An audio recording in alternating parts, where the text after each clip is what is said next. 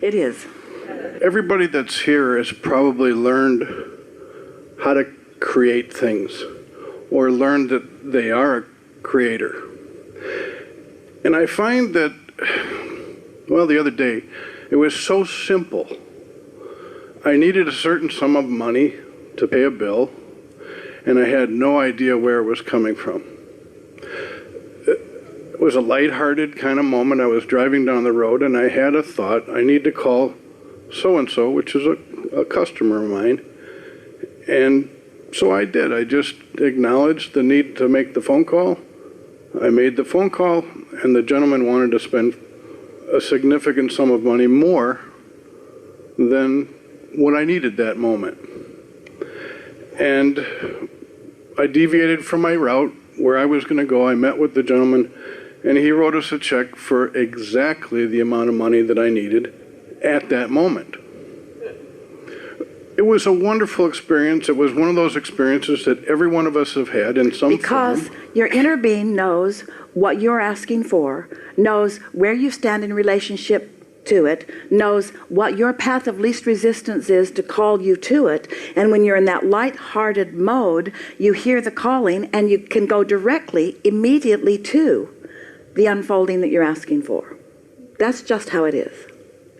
The cool part about it was not the dollar value.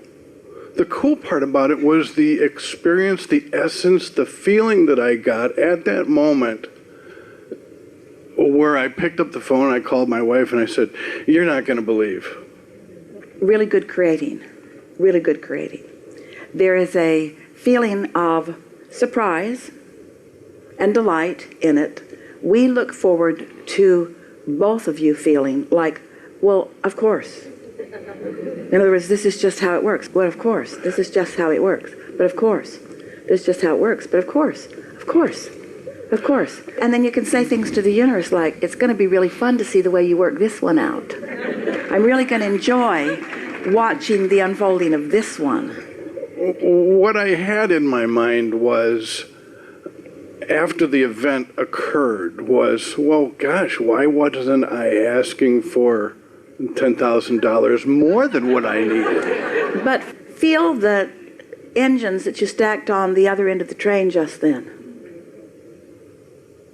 In other words, there's resistance in that statement. Can you feel it? Yeah, I can. Yeah. But in that, there is another launching of desire that says, hey, I can be or do or have anything. And I'm setting my horizons higher. I'm setting my sights higher. I'm getting clear about how this works. I'm feeling more sure about it. That is how it works. You see, on the one hand, we want to say to all of you, it isn't such a good idea when you count on situations or conditions in order to have a reactive, good-feeling response. That isn't such a good idea because you can't control the conditions in the beginning. But after you get the hang of this, and you do begin to literally conjure and control conditions, then you can focus upon the condition that just happened as a sort of leverage or momentum builder for the next and the next and the next, because the better it gets, the better it gets, the better it gets, the better it gets. And the reason for that is because your expectation gets into a better place. There's a game that we offered. It's in the Ask and It Is Given book. And in the beginning, there were about 25 people who were visiting with us in Jerry and Esther's living room who began playing this game. And the effect of it was very productive for every one of them. There were two games, but the first game is put $100 in your pocket. Find it somewhere and put it there. And don't spend it in action. Just spend it vibrationally and mentally. And spend it all day, every day, on as many things as you can spend it on. 100 times over. Just spend it and spend it and spend it. I could do that. I could have that. I could have one of those shoes. I could eat lunch here. I could take these people with me to lunch. Feeling the freedom of what it feels like to have prosperity in your now fingertips. And you play that game for a little while, and your vibration shifts, and then that 100 grows to another and another and another and another and another and another and another. Another game. You started this trend of conversation, and it's so helpful. if you could turn the angst that any of you feel about money into the game, the delightful game of money, just that shift in the way you feel about it would shift your point of attraction. So here's another game.